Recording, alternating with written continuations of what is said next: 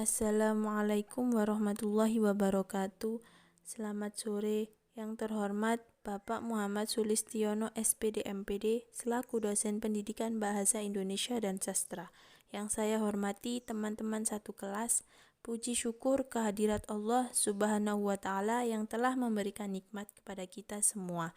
Dan tidak lupa sholawat serta salam tetap tercurahkan kepada Nabi besar kita, Nabi Muhammad SAW.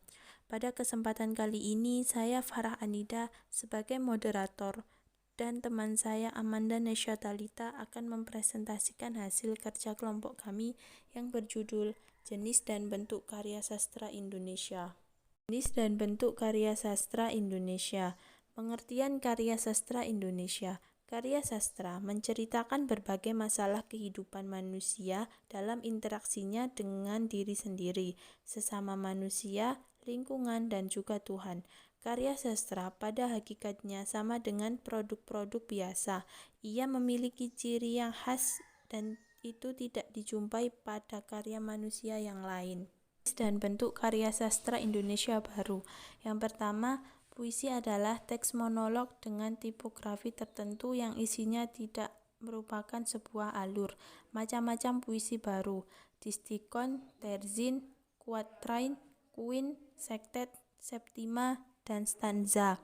Yang kedua, soneta adalah bentuk kesusastraan Italia yang lahir sejak kira-kira pertengahan abad ke-13 di kota Florence.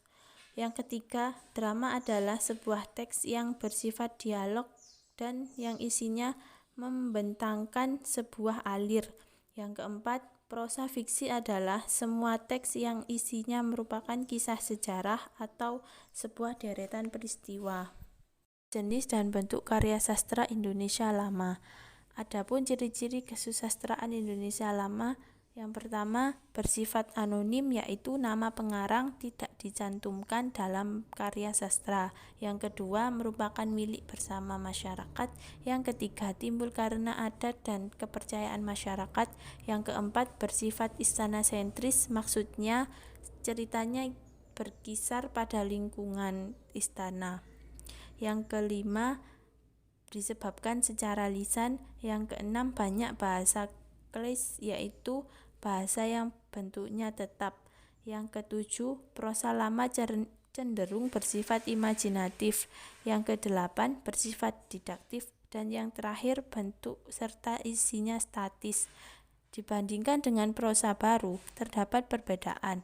Prosa baru bersifat realistis, dinamis, atau mengalami perubahan terus-menerus sesuai dengan perubahan masa dan tidak anonim.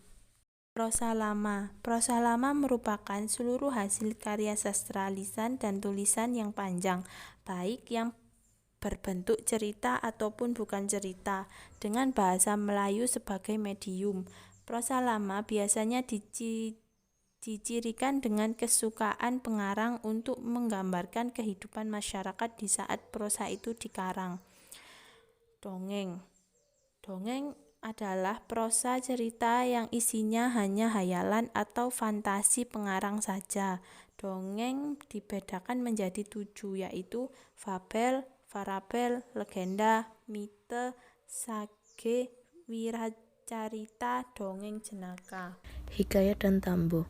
Hikayat adalah cerita yang panjang yang sebagian isinya mungkin terjadi sungguh-sungguh, tetapi di dalamnya banyak terdapat hal-hal yang tidak masuk akal, penuh keajaiban. Contoh, hikayat yang tua, hikayat si miskin, hikayat Pancatantra, hikayat Panji Samirang, hikayat Dalang Indra Kusuma, dan hikayat Amir Hamzah. Tambo, yaitu cerita sejarah, cerita tentang kejadian atau asal-usul keturunan raja. Contoh, sejarah Melayu, hikayat Raja-Raja Pasai, sejarah Melayu Bugis. Puisi lama. Puisi lama adalah puisi yang penulisannya masih terikat dengan aturan tertentu, seperti irama, jumlah baris, dan juga makna yang terkandung di dalamnya. Macam-macam puisi lama yaitu mantra, bidal, pantun, gurindam, syair, prosa liris, dan puisi Arab. Sastra baru atau genre. Genre yaitu tipe kesastraan yang memiliki seperangkat karakteristik umum atau kategori karya sastra yang biasanya berdasarkan gaya atau style, bentuk atau isi. 3 perbedaan genre yaitu puisi, drama, dan cerita atau fiksi. Puisi baru. Puisi adalah teks monolog dengan tipografi tertentu yang isinya tidak merupakan sebuah alur. Yang pertama, banyak bahasa mengandung simbol dan kiasan. Bahasa puisi ditandai dengan diksi yang cenderung konotatif.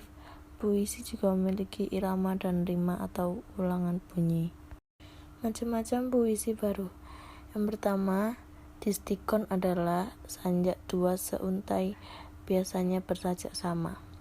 Yang kedua, terzina adalah sanjak 3 seuntai. Yang ketiga, kuatrain adalah sanjak 4 seuntai. Yang kelima, queen adalah sanjak 5 seuntai. Yang keenam, sektet adalah sanjak 6 seuntai. Yang ketujuh, septima adalah sanjak 7 seuntai. Yang kedelapan adalah oktav adalah sanjak 8 seuntai. Soneta adalah bentuk kesusasteraan Italia yang lahir sejak kira-kira pertengahan abad ke-13 di kota Florence. Yang ke-9, sektet berisi curahan atau jawaban atau kesimpulan daripada apa yang dilukiskan dalam oktav. Terima kasih atas waktu yang diberikan kepada kami untuk menyampaikan materi kelompok kami. Baiklah teman-teman yang saya hormati, demikian atas kesempatan kali ini. Saya Farah Anida sebagai moderator meminta maaf pada teman-teman apabila ada kekurangan dan hal yang kurang berkenan. Wassalamualaikum warahmatullahi wabarakatuh.